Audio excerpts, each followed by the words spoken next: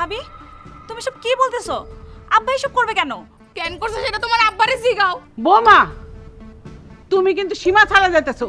এই মানুষটা তোমার বাবার মতন, তুমি তার নামে এরকম বাজে অপবাদ দিতেছো। তোমার মুখে কি একটু আটকাইতেছে না? আপনি চুপ থাকেন। আপনি তো নিজের মায়েরা নিয়ে রুমের মধ্যে গল্প করতেছেন, এইদিকে আপনার স্বামী যে ছেলের বউর ঘরে ঢুকছে তার প্রাণে মারার লেগা, সেই খবর কি আপনার আছে?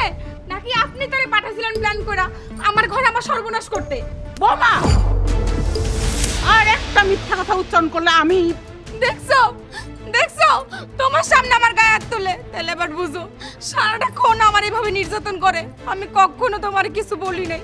আমি সব সময় চাইছি সবারই নিয়ে ভালো থাকতে, কিন্তু তাতে কি লাভ হয়েছে বলো? কি লাভ হয়েছে? অনেক হয়েছে আম্মা। আর না, প্রতিটা দিন তোমরা এইভাবে আমার বউয়ের উপর নির্যাতন করবা, সেটা আমি একদম সহ্য করব না। এতদিন মুখে শুনেছি, আজকে তো নিজের চোখে দেখলাম তোমার আর এই লোকটার চেহারা। ও